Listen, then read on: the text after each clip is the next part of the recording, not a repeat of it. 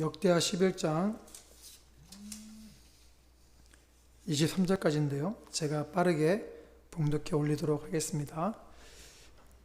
르호보암이 예루살렘에 이르러 유다와 베냐민 족속을 모으니 택한 용사가 18만 명이라. 이스라엘과 싸워 나라를 회복하여 르호보암에게 돌리려 하더니 여호와의 말씀이 하나님의 사람 스마야에게 임하여 이르시되, 솔로몬의 아들 유다 왕 르호보암과 유다와 베냐민에 속한 모든 이스라엘 무리에게 말하여 이르기를, 여호와께서 이같이 말씀하시기를, 너희는 올라가지 말라. 너희 형제와 싸우지 말고 각기 집으로 돌아가라. 이 일이 내게로 말미암아 난 것이라 하셨다 하라 하신지라.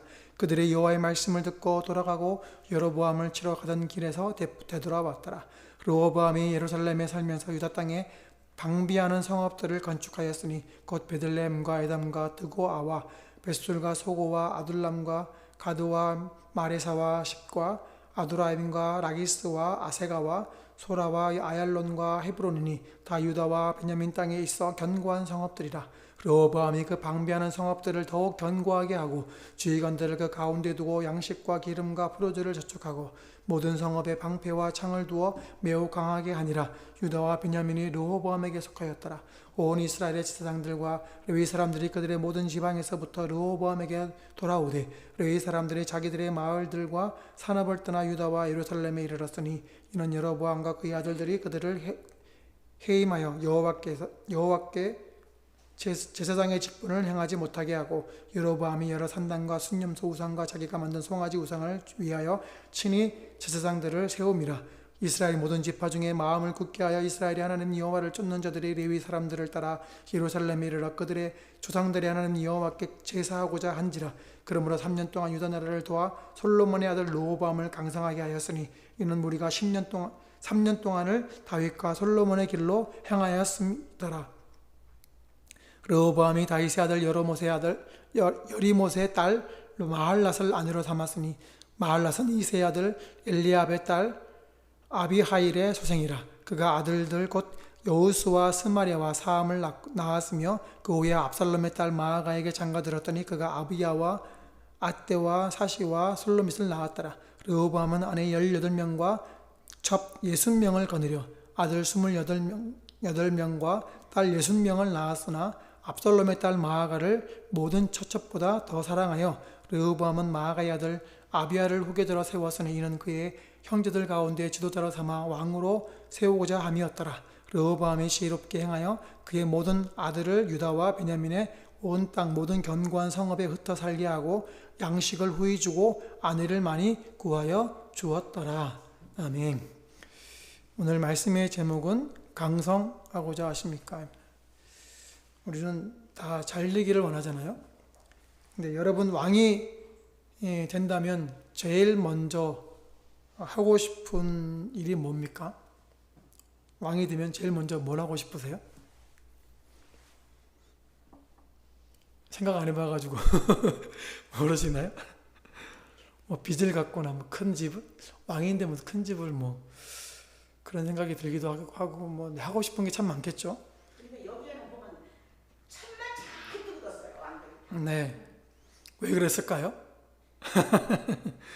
왕이 되면 아마 하고 싶은 게 이 르호보암은 첩을 많이 두는가요? 근데 다 그런 것 같아요. 왕이 되면 그게 하나님의 뜻이었나요? 아니었던 것 아니었죠. 예, 아닌데 했죠. 예. 그러니 벌을 받았죠. 지금 또 사람들이 어떻습니까? 똑같아요. 지금은 자기가 왕이잖아요. 자기 마음대로 하거든요. 하나님을 주인 삼은 사람인데 자기 마음대로 하고 있잖아요. 그러니 벌을 받는 게 이상하지 않는 거죠. 지난 수요일 날 말씀드릴 때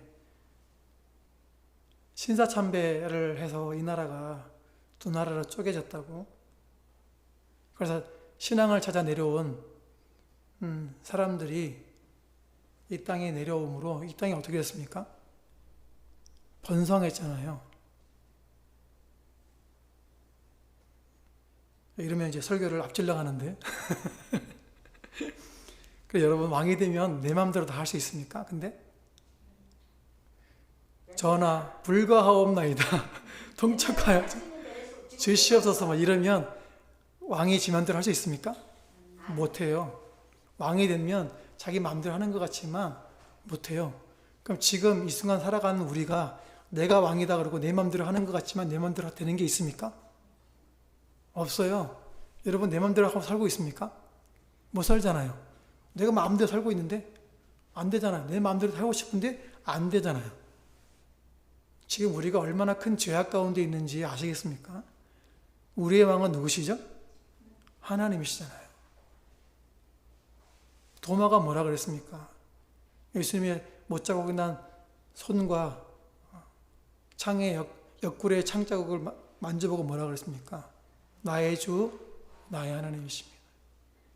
주님이야말로 나의 왕이시라고 고백했잖아요. 우리는요, 우리 너무 큰 죄를 짓고 살아가고 있는 거예요, 지금.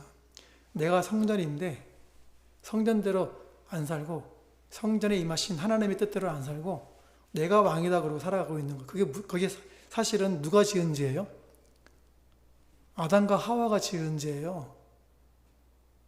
왜요? 선악을 알게 한 나무 열매를 하나님이 따먹지 말라 그러는데 그거를 뱀이 알려준 대로 따먹은 거잖아요. 그 순간 누구의 명령을 들은 거예요?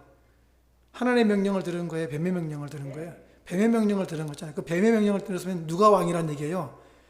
뱀이 왕이란 얘기잖아요. 순종하는 자가 그의 왕이라 그랬거든요. 그런데 지금 우리가 얼마나 큰 죄를 짓고 있는지 아시겠습니까? 그리고 자기 마음대로 하지 못하면서도 자기 마음대로 하고 있는 것처럼 그렇게 죄를 짓고 살아가고 있는 거예요. 지금도요, 세상은 우리를 그렇게 넘어뜨리고 있는 거예요. 솔로몬에 이어서 왕이 된 르호보암도 왕이 되자마자 백성들이 요구하잖아요. 불과하옵니다. 이게 좀 고역과 멍에를 좀 작게 해달라고. 근데 르호보암은 그 얘기를 듣고 싶지가 않은 거잖아요. 그 요구를 안 들어주니까 결국은 나라가 둘로 쪼개지잖아요. 그러니 왕이 된 이 르호보암이 자기 마음대로 하고 싶거든요. 그러니까 전쟁을 일으키려고 나라를 원래 솔로몬이 있었던 때의 이스라엘은 아주 강성대국이었거든요. 그래서 감히 다른 나라들이 넘볼 수 없는 나라였어요. 그리고 솔로몬의 지혜를 듣고 싶어가지고 모든 왕들이 와가지고 막 그 지혜를 듣고자 그랬고 올 때마다 상납하는 바치는 물건들이 있었단 말이에요. 그런 나라의 권세를 가지고 있었는데 르호보암이 왕이 됐는데 2개로 쪼개졌다? 그것도 10개나 가져가겠다? 그러면 어떻게 되는 거예요? 그 아버지가 누렸던 그걸 못 누리는 거잖아요. 그러니 뭐랍니까? 1절 말씀에 르호보암이 예루살렘에 이르러 유다와 베냐민 족속을 모으니 택한 용사가 몇 명이라고요? 18만 명이래요. 18만 명을 모았어요. 엄청난 군사를 모은 거예요. 근데 지금 여로보암을 중심으로 모인 이 북쪽의 10지파 이스라엘 사람들이 막 떨어져 나갔기 때문에 군대를 정비할 힘이 있었을까요? 없죠. 아직 제대로 정비가 안 돼 있는 상태란 말이에요. 호각 한번 쫙 보면 쫙 모이고 이런 상태가 아니란 말이에요. 그러니까 르호보암이 딱 18만 명을 모시고 우르르 터들어가면 이기는 게임이죠. 이거는 불을 보듯 뻔한 거예요. 근데 하나님이 그걸 막으시잖아요. 2절부터 보시면 여호와의 말씀이 하나님의 사람 스마야에게 임하여 이르시되 솔로몬의 아들 유다왕 르호보암과 유다와 베냐민에 속한 모든 이스라엘 무리에게 말하여 이르기를 여호와께서 이같이 말씀하시기를 너희는 올라가지 말라 너희 형제와 싸우지 말고 집으로 돌아가라. 싸우지 말라는 거예요. 왜요? 너희 형제다. 너희 형제니까 싸우지 말고 돌아가라는 거예요. 그래서 르호보암이 이스라엘을 강하게 세우려고 다시 회복하려고 강성하게 하려고 전쟁을 하려고 했는데 하나님 막으시니까 어쩔 수 없이 돌아갔어요. 그래도 나라를 강하게 하려고 유지하려고 한 게 있어요. 그 첫 번째로 그게 나라를 강하게 하려고 세운 게 첫 번째가 뭐냐면 방어성을 견고하게 구축합니다. 11절 12절에 르호보암이 그 방비하는 성읍들을 더욱 견고하게 하고 지휘관들을 그 가운데 두고 양식과 기름과 포도주를 저축하고 모든 성읍에 방패와 창을 두어 매우 강하게 아니라 유다와 베냐민이 르호보암에게 속하였더라. 그 방비성을 건축하는 거예요. 그리고 그 성 안에 각종 무기를 두는 거죠. 방어성을 견고하게 세우는 거예요. 왜 방어성을 만들었을까요? 이제 열지파가 떨어져 나갔잖아요. 그러면 그동안 속국으로 있던 나라들이 꿈틀대고 일어날 수 있어요, 없어요? 일어나겠죠. 그리고 항상 호시탐탐 노리고 있는 이 가나안 땅을 차지하고 싶어하는 나라가 있어요. 이집트. 이집트가 조금만 넘어오면 그냥 이스라엘은 넘어가거든요. 근데 지금 그 나라가 분열됐대요. 잘됐다, 야. 저거 우리 속국으로 만들어야 되겠는데? 이러면 끝나는 거잖아요. 그러니까 방어석을 건축하는 거예요. 견고하게 세우는 거예요. 근데 르호보암의 방어성을 건축하는 것하고 우리하고 무슨 상관이 있을까? 그런 생각을 했는데 생각하다가 우리도 지금 방어성을 진짜로 건축해야 될 때구나라는 생각을 했어요. 왜냐하면 지금 기독교가 4분 오열되어 있거든요.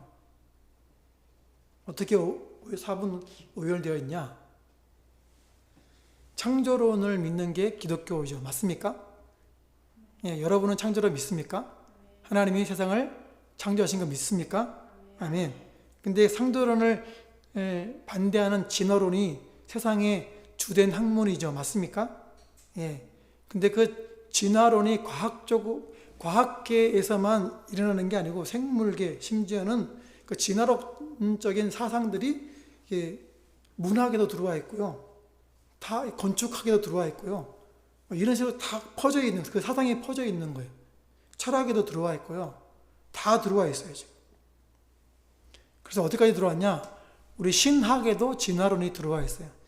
그걸 유식한 말로 유신진화론이라고 하는 거예요.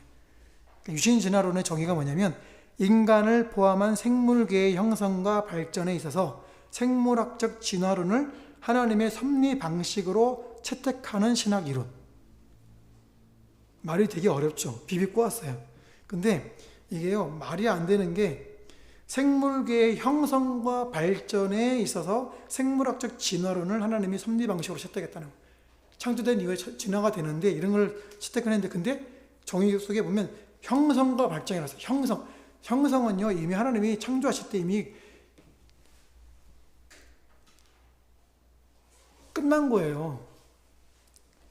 그 뒤에 뭐 진화가 되는 게 아니에요. 창조를 발전으로 해석할 수 없거든요. 형성과 발전이라는 그게 말이 됩니까? 창조는 창조지, 그거를 풀어가지고 이상한 말로 붙여가지고 이렇게 얘기를 하는 거예요. 그리고 각 동물을 종으로 만들었잖아요. 기린은 기린대로, 사자는 사자대로, 이게 종으로 다 만들었다. 이 종끼리는요, 서로 연결되지도 않아요. 넘어갈 수도 없어요.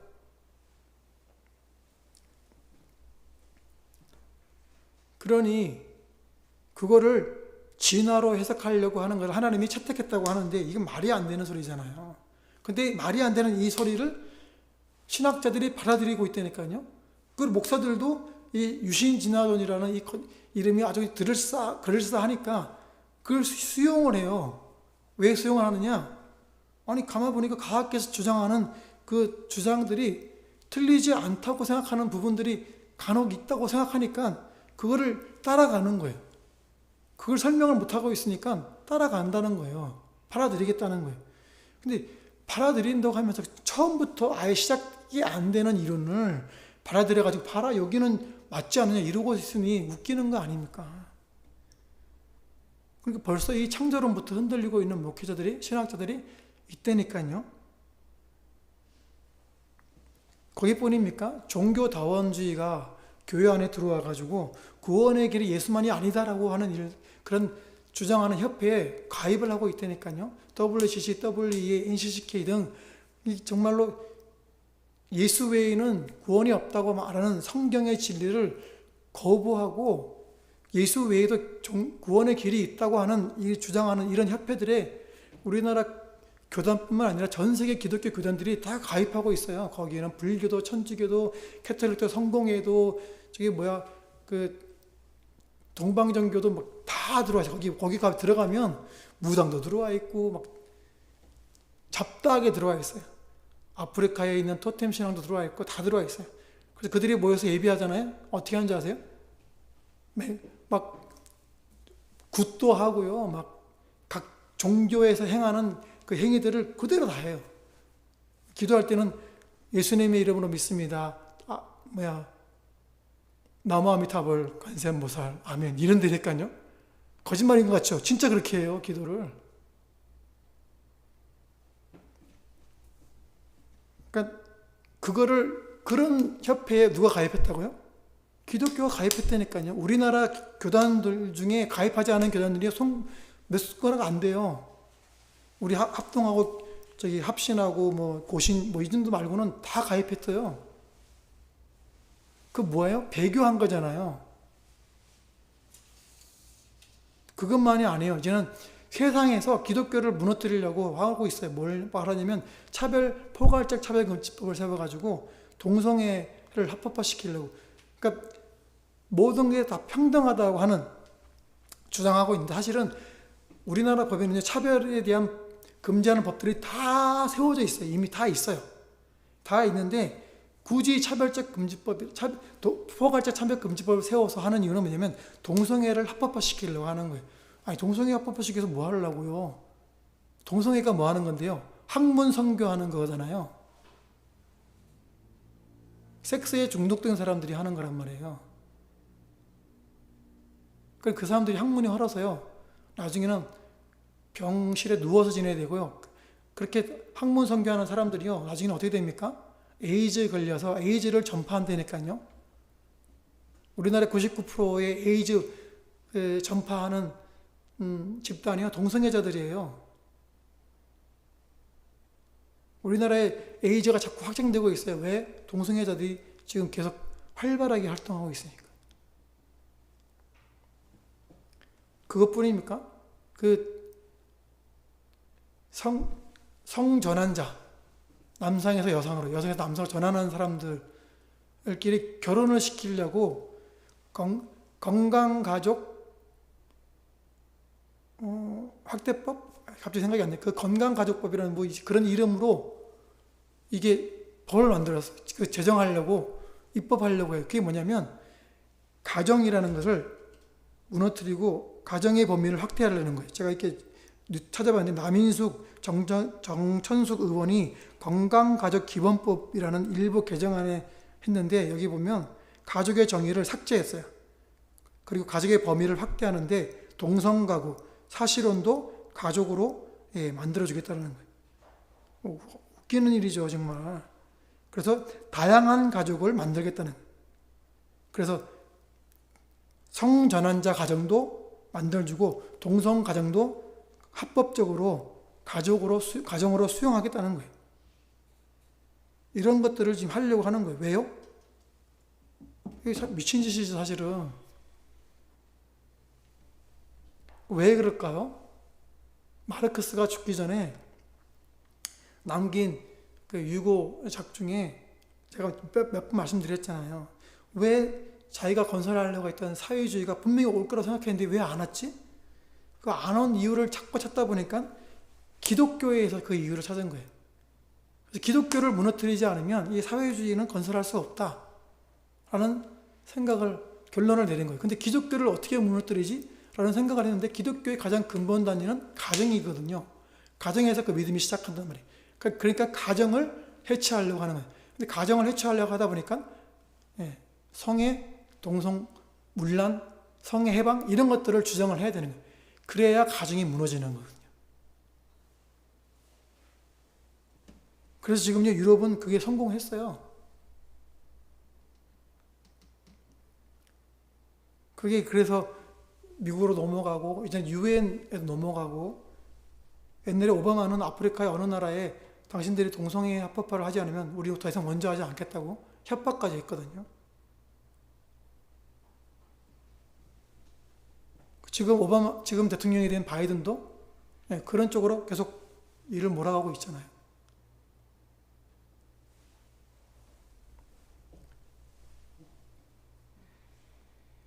그렇게 해서 교회를 무너뜨리고 가정을 해체하면 뭐가 온다고요? 마르크스가 주장한 사회주의, 공산주의가 온다라는 거예요. 그 목적하에 해서 움직이는 거란 말이에요. 근데 거기에 기독교인들이, 목사들이 동성애 퀴어 축제를 하면 거기 가가지고 축도해 준다니까요. 그리고 어떤 사람들은 또 교회에서 이런 발언들을 하는지 안 하는지를 이런 인터넷을 통해서 계속 청취하고 녹취하고 조사해서 이런 이상한 발언들을 하는 교회를 향해서 고소를 하는 거예요. 그런 목사들도 있어요.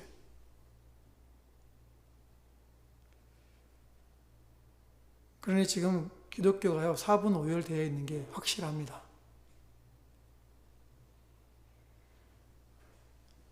그러니 지금 우리가 방어성을 구축해야 될 때일까요? 아닐까요? 방어성을 구축해야 돼요. 그럼 우리는 방어성을 어떻게 구축하죠? 우리는 정치 권력이 아니잖아요. 우리가 그동안에 지금까지 흘러왔던 시간 동안 잘 견고하게 신앙인들을 양육을 했다면 국회의원들이 나서서 막았겠죠. 근데 이런 것들을 추진하는 사람들이 기독교인이라니까요. 그러니 할 말을 다 했죠. 그럼 어떻게 하면 우리를 견고하게 우리를 방어할 수 있을까요? 이런 세상의 공격을 방어성뿐만이 아니라 더욱 견고하게 하려면 저는 기본으로 돌아가야 된다 생각을 합니다. 그래서 두 번째로 신앙을 지키는 거예요. 16절에 이스라엘 모든 지파 중에 마음을 굳게 하여 이스라엘의 하나님 여호와를 찾는 자들이 레위 사람들을 따라 예루살렘에 이르러 그들의 조상들의 하나님 여호와께 제사하고자 한지라. 그러니까 10지파, 떨어져 나간 10지파 중에서 여호와를 찾는 이스라엘 사람들이 있었던 거예요. 그러니까 그 사람들이 예루살렘으로 와서 하나님께 제사를 하는, 예배를 하는 거예요. 근데 이들이 예루살렘에 오게 된 이유가 있어요. 성전이 예루살렘에 있기도 했지만 그것만이 아니고 13절에 보면요, 온 이스라엘의 제사장들과 레위 사람들이 그들의 모든 지방에서부터 르호보암에게 돌아오되 레위 사람들이 자기들의 마을들과 산업을 떠나 유다와 예루살렘에 이르렀으니 이는 여로보암과 그의 아들들이 그들을 해임하여 여호와께 제사장의 직분을 행하지 못하게 하고, 여로보암이 왕이 돼가지고 레위 사람들이 하나님께 제사하는 것을 하지 못하도록 제사장의 직분을 해서 해임시켜 버리는 거예요. 그것만이 아니고 15절에 여로보암이 여러 산당과 순윤서 우상과 자기가 만든 송아지 우상을 위하여 친히 제사장들을 세웁니다. 자기가 우상을 세운 거예요. 순윤서 우상과 송아지 우상을 세워가지고 그 우상을 숭배하는 제사장을 임의로 자기가 세우는 거예요. 그럼 여로보암은 왜 이렇게 우상을 세우고 산당을 세웠을까요? 열왕기상 12장 25절에 여로보암이 에브라임 산지에 세겜을 건축하고 거기서 살며 또 거기서 나가서 분우엘을 건축하고 그의 마음에 스스로 이르기를 나라가 이제 다윗의 집으로 돌아가리로다. 만일 이 백성이 예루살렘에 있는 여호와의 성전에 제사를 드리고자 하여 올라가면 이 백성의 마음이 유다 왕 된 그들의 주 르호보암에게로 돌아가서 나를 죽이고 유다의 왕 르호보암에게로 돌아가리로다 하고, 그러니까 매년 절기를 지키려고 올라가기도 하고 하나님께 제사하기로 하기로 또 올라가는 이 성전을 올라가는 이것을 막고자 여로보암이 이런 일을 벌인 거예요. 산당을 지은 거예요. 그러니까 여로보암도 결국은 자기가 세운 이 10지파의 이 나라를 강건하게 강성하게 세우고자 하나님을 떠나는 이런 배교를 하고 있는 거예요. 그 28절에 이에 계획하고 두 금송아지를 만들고 무리에게 말하기를 너희가 다시는 예루살렘에 올라갈 것이 없도다. 이스라엘아, 이는 너희를 애굽 땅에서 인도하여 올린 너희의 신들이라 하고 하나는 베델에 두고 하나는 단에 둔지라. 이 일이 죄가 되었으니 이는 백성들이 단까지 가서 그 하나에게 경배함이더라. 그래서 그 금송아지를 베델과 단이라는 두 지역에다가 세우는 거예요. 산당을 세우고 거기로 가서 제사하도록 만든 거예요. 하나님께 거기에 가서 우상을 섬기게 만들고 이게 하나님이다. 이게 너희를 이집트에서 이끌어낸 하나님이다라고 그렇게 백성들까지도 우상을 섬기도록 하는 죄에 빠지게 만든 거예요. 왜요? 자기가 왕으로서 나라를 강성하게 세우고자 하니까. 그것만이 아니고 그 열왕기상 12장 31절 그가 또 산당들을 짓고 레위 자손 아닌 보통 백성으로 제사장을 삼고 자기 마음대로 제사장을 삼는 거예요. 그리고 이미 있던 레위 제사장들은 다 해임시켜버린 거죠. 그러니까 믿음을 지키려고 하는 이 레위인과 또 하나님을 찾는 사람들이 예루살렘으로 다 몰려오는 거죠. 사람들이 몰려오면 어떻게 됩니까? 나라가 튼튼해지고 강성해지겠죠. 그러니까 더 못 가게 하려고 여로보암이 또 어떤 일까지 하느냐? 열왕기상 12장 32절에 여덟째 달 꼭 그 달 15째 날로 절기를 정하여 유다의 절기와 비슷하게 하고 제단에 올라가되 베델에서 그와 같이 행하여 그가 만든 송아지에게 제사를 드렸으며 그가 지은 산당에 제사장을 베델에서 세웠더라. 그가 자기 마음대로 정한 달 곧 여덟째 달 15째 날로 이스라엘 자손을 위하여 절기를 정하고 베델에 쌓은 제단에 올라가서 분향하였더라. 절기에도 못 올라가게끔 자기가 임의로 비슷한 날짜에 잡아가지고 절기를 만들어 놓은 거예요. 더 이상 백성들이 못 가도록 예루살렘으로. 우리나라도 남북이 분열되어 가지고 신앙 때문에 내려온 사람들이 있잖아요. 신앙을 찾아왔더니 우리나라가 남한이 어떻게 됐습니까? 세계 경제 10위권의 경제 대국이 되었어요. 근데 북한은 지금 어떻습니까? 최빈국 중에 빈국이에요. 굶어 죽어간 사람들이 수백만이잖아요. 지금 저는 그렇게 굶어 죽어가면 야 이거 들고 일어날 텐데 이런 생각이 들 만큼 하는데도 불구하고 아직도 그러고 있는 것은 그만큼 이 김씨 3대가 얼만큼 철저하게 그 주체사상을 가르쳤는지를 알 수 있는 거죠. 그리고 얼마나 총칼로 그들을 이렇게 누르고 있는지를 알 수 있는 거예요. 근데 그게 저는 한계가 있다고 생각해요. 이제 죽게 됐는데 이래 주거나 저래 주거나 매한가지다 그리고 들고 일어나지 않을까 하는 저는 생각을 해봅니다. 그래서 그들을 흔들 수 있는 풍선을 보내야 되는데 또 못 보내게 하네요. 참. 어쨌든 그래서 남유다 이 르호보암 왕이 사람들이 자꾸만 이렇게 하나님이 자기 신앙을 지키려고 내려오니까 더욱더 견고하게 되는 거죠. 그런데 진짜 강성하게 된 이유가 따로 있었어요. 그게 뭐냐면 세 번째로 여호와의 말씀을 따르는 거였습니다. 17절에 그러므로 3년 동안 유다 나라를 도와 솔로몬의 아들 르호보암을 강성하게 하였으니 이는 무리가 3년 동안을 다윗과 솔로몬의 길로 행하였음이더라. 근데 왜 3년이었을까요? 3년만 하나님의 말씀을 따랐나요? 저는 여기서 참 마음이 씁쓸하다는 생각이 들었어요. 르호보암이 정말로 나라가 강성해지는 것을 눈으로 본 거잖아요. 3년 동안 하나님의 말씀을 따라 살았더니 강성해지는 걸 보게 된 거잖아요. 그럼 여기서 더 하나님의 말씀을 따르려고 자기를 내려놓고 하나님께 자기를 의지하고 그렇게 자신을 드렸으면 하나님을 찾고 찾았으면 어떤 일이 벌어졌을까? 라고 생각을 해보게 되는 거죠. 그러면 자기 후대에 다시 나라가 하나가 되는 은혜를 하나님이 주시지 않았을까? 이런 생각을 상상을 해보는 거예요. 근데 3년만 했다는 건 무슨 의미입니까? 저는 생각하면서 3년은 잘 신앙을 찾아서 내려온 사람들과 함께 잘 말씀을 따라 살다가 이제 신앙을 방해하는 어떤 세력도 없고 평안하게 지내니까 자기도 모르게 그런 평안한 가운데서 점점점 르호보암의 그런 하나님을 떠나는 그 일에 자기도 모르게 동참하고 있는 것은 아닐까라는 생각을 했어요.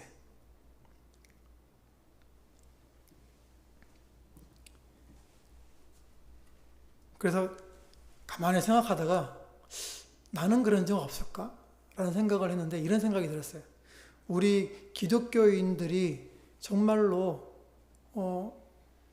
부흥하던 때가 있었잖아요. 세계 최대의 교회가 한국에 있고요. 옛날에는 교회에 그 십자가만 세우면 사람들이 몰려오던 때가 있었고 했잖아요. 근데 그때에 몰려오는 것에만 그냥 좋아가지고 정말로 한 사람 한 사람이 하나님의 말씀으로 붙들고 일어나고, 그리고 그들이 하나님 나라를 확장해 나가고 정의와 공의를 행하고 하나님을 주인 삼고 하는 이 삶들을 사는데 전력 투구하지 않고 어떻게 하면 사람들을 더 많이 채울까에만 급급하다가 그만 신앙도 잃고 교세도 잃고 이제는 세상에 아무런 영향도 미치지 못하는 맛을 잃은 소금이 되어버린 것은 아닐까 하는 생각이 들었어요. 왜냐하면 열심히 공부하고 좋은 대학 들어가고 대기업에 입사를 하고 그게 하나님의 축복이라고, 하나님의 주신 복이라고, 강복하심이라고 생각하고서 거기에만 매달려 있다 보니까, 우리 간증을 한번 잘 생각해 보세요. 간증하는 사람들의 얘기를 들으면 하나님이 이렇게 해서 나에게 복을 주셨습니다. 그래서 내가 잘 됐습니다. 이런 간증만 있지, 내가 하나님의 말씀을 따르려고 하다가 이런 손해를 봤습니다. 이런 간증이 있는 거 보셨습니까? 없잖아요. 저는 후자가 더 진짜 간증이라고 생각이 들거든요. 하나님 주시는 복으로 인해서 잘 되는 것 당연히 좋죠. 그런데 하나님의 말씀을 따라 살다가 손해를 보는 경우는 사실은 더 많거든요. 근데 우리는 그거를 간증으로 안 치죠. 왜요? 우리의 목적은 세상에서 성공하는 거니까.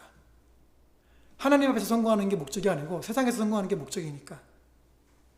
그래서 공부하고 좋은 대학 들어가고 좋은 대기업에 취직하려고, 야 잠깐만 지금은 공부할 때니까 좀 교회 나가는 거 좀 멈춰. 그래 나중에 잘 되면 그때 나가자. 이게 우리 하는 사람들이 말 아닙니까? 신앙을 지키려고 야 학교 가지 마 이렇게 말하는 사람이 있습니까? 없잖아요.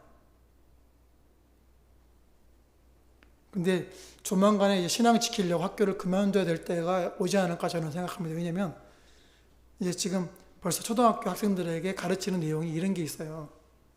건강한 가정이 어떤 가정이냐? 물어보는 거예요. 질문이 그거예요. 답이 뭔지 아세요? 성전환자, 동성애자들이 있는 가정도 건강한 가정이다. 이게 답이에요. 제가 하는 말이 아니고 실제로 가르치고 있는 걸 제가 사진으로 올라온 걸 봤어요. 여러분께 보여드리려고 하다가 그것도 보여주고 그러면 또 나중에 또 인터넷 돌아다니다가 또 뭐 우리 교회 특별히 이게 봐라 이러면서 또 쫓아올까봐. 그렇게 우리는요 세상과 타협하고 지내고 있는 거예요. 여호와의 말씀에 순종하려고 내 것을 내려놓는 일이 없잖아요. 그래서 3년만 강성하게 된 게 아닐까라는 생각을 하게 되었습니다. 르호보암이 그 강성하게 되는 것을요 얼마나 원했는지 22절에 르호보암은 마아가의 아들 아비야를 후계자로 세웠으니 이는 그의 형제들 가운데 지도자로 삼아 왕으로 세우고자 함이었더라. 자기가 이번에 아들을 왕으로 세우는데 아비야라는 아들을 후계자로 세우는데 우리 식으로 말하면 세자죠. 세자인데 이가 장남이 아니에요. 23절에 르호보암이 지혜롭게 행하여 그의 모든 아들을 유다와 베냐민의 온 땅 모든 견고한 성읍에 흩어 살게 하고 양식을 후히 주고 아내를 많이 구하여 주었더라. 이 아비야가 장남이 아니니까 다른 아들들을 어떻게 한 거예요? 여러 나라 그 지방으로 다 이렇게 성읍을 주고 다 보낸 거예요. 그리고 그들에게 불만이 없도록 성읍도 줄 뿐만 아니라 아내도 많이 주는 거예요. 양식도 많이 주고 불만이 없게. 왜 그랬냐? 아비야가 장남이 아니기 때문에. 18절에 르호보암이 다윗의 아들 여리못의 딸 마할랏을 아내로 삼았으니 마할랏은 이새의 아들 엘리압의 딸 아비하일의 소생이라 그가 아들들 곧 여우수가 장남이에요. 스마랴 그리고 사함을 낳았으며 그 후에 압살롬의 딸 마아가에게 장가들었더니 그가 아비야와 mat대와 시사와 슬로밋을 낳았어요. 이 그러니까 아비야가 나오네요. 그 넷째네요. 여기 본문상으로는 넷째예요. 아비야가. 그 넷째를 아들로 세우려고 하니까 다른 왕자들이 가만히 있지 않을 거란 말이죠. 그러니까 각기 좋은 성읍들을 주고 양식도 주고 아내도 많이 주고 나서 다 흩어버리는 거예요. 그것을 한 것을 지혜롭게 행했다고 얘기하고 있는 거예요. 그러니까 어떻게 하면 흔들리지 않고 왕권을 이어갈까 이런 생각에 가득 차 있던 거죠. 하나님 누구를 후계자로 삼을까요? 이렇게 물어본 게 없어요.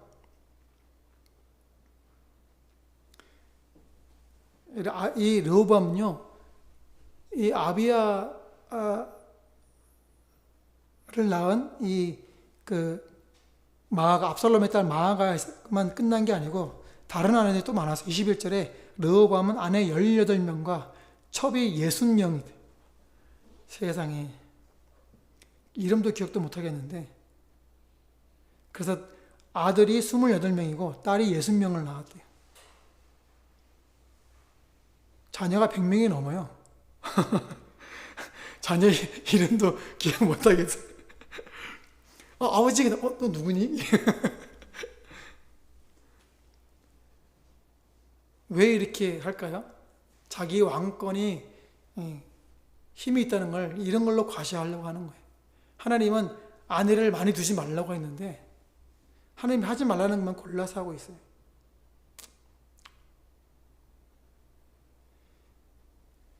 그러니 지금 오늘날 우리 교회에 지금 벌어지는 형태를 보고 있으면 우리가 지금 하나님이 하지 말라고 하는 일들을 너무 많이 하고 있다는 생각을 하게 됩니다.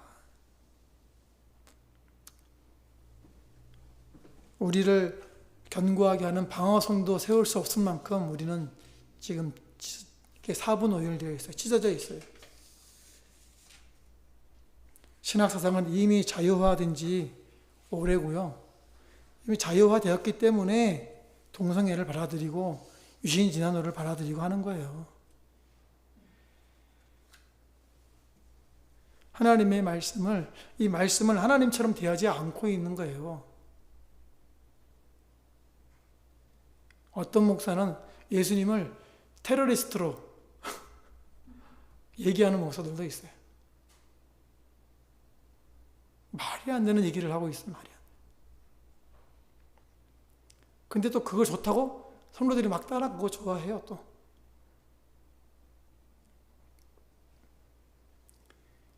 그렇게 자꾸만 힘을 잃으니까, 교회가 힘을 잃으니까 이제는 야 잘됐다 싶어가지고 어떤 법들이 벌써 통과됐습니까? 간음죄, 낙태죄 다 통과돼 버렸잖아요. 우리가 힘이 없으니까 그냥 통과돼 버린 거예요.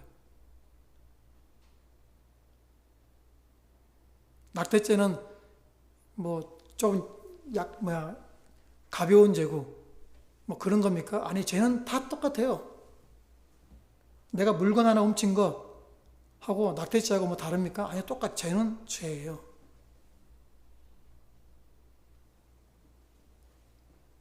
근데 우리는 그런 것들을 쉽게 그냥 지나쳐 버리는 거죠. 그리고 낙태하면 안 된다 이런 얘기하면 꼰대로, 사회에서는 꼰대로 자꾸 몰아가는 거예요. 그래서 우리가 말하는 주장을 이제는 파렴치한 놈들로 이렇게 만들어 버리는 거예요. 낙태는 정말 생명을 보호하는 거잖아요. 그런데 그런 귀한 얘기를 하는데 우리를 꼰대로 만들어 버리고 파렴치한으로 만들어 버리면서 우리가 하는 말들을 수용하지 못하게 이 사회들이 그렇게 나가고 있어요. 우리가 힘이 없어져 버렸어요. 신앙의 방어성을 구축하기도 힘들어진 상황이 되어버렸어요.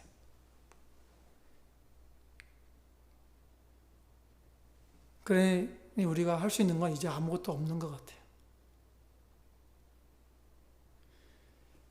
만약에 동성애 차별금지법이 통과되면 이런 동성애가 죄입니다라고 하면 벌금을 물고 잡혀가고 하는 거죠.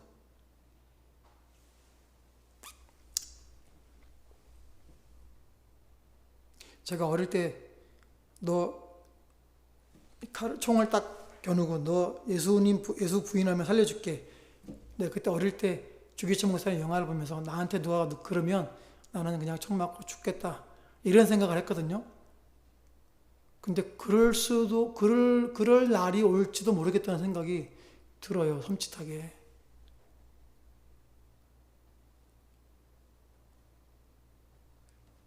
남의 나라 얘기가 아니라니까요. 총만 안 겨눴지 지금 우리는 이미 배교의 수준에 와 있어요.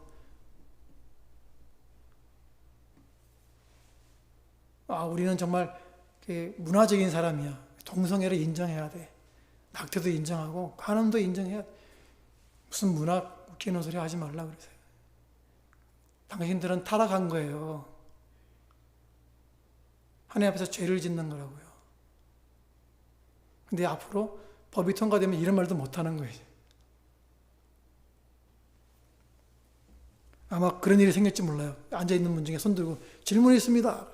동성애가 죄입니까? 라고 아예 내 입으로 동성애라는 얘기를 꺼집어내게 만드는 일도 벌어질지 몰라요. 아마 그때는 이제 지혜롭게 대답을 해야죠. 당신의 목적이 뭔지 알기 때문에 답변하지 않겠습니다. 이렇게 될지도 몰라요. 슬픈 시절이 왔어요. 그러니 우리는 어떻게 하든지 이게 막아야 돼요. 믿음의 방패를 만들고 세상을 향해서 더 이상 내주면 안 돼요. 말씀을 목숨처럼 지키고 말씀이 아닌 것은 거절하고 하나님의 정의와 공의를 행하며 우리 인생 가운데서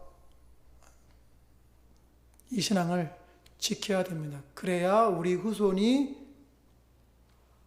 자유롭게 신앙을 지킬 수 있지 않겠습니까? 만약에 그런 법들이 통과되면 이제 우리 후대가 유치원 때부터 동성애를 배운다고 생각을 해보세요. 성 정체성이 확립이 안 되는 아이들한테 자기가 남자인지 여자인지라는 그것도 아직 인지가 안 되어 있는 상태에서 동성애도 정상적이라 가르치면 어떤 일이 벌어지겠습니까? 생각만 해도 끔찍해요. 학문 성교가 정상이라고 가르치는 세대의 다음 세대를 그렇게 내어놓겠습니까?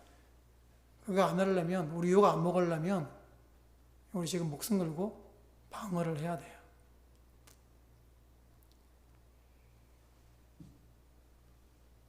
그걸 하나 지키는 게 별거 아닌 것처럼 보이지만 사실은 우리나라를 지키는 거예요. 저는 정말로 우리가 강성해져야 됩니다. 라고 믿습니다. 그러려면 하나님 나라를, 말씀을 지키고 확장해야 될 줄로 믿습니다. 아멘. 우리 구주 예수 의지함이 542장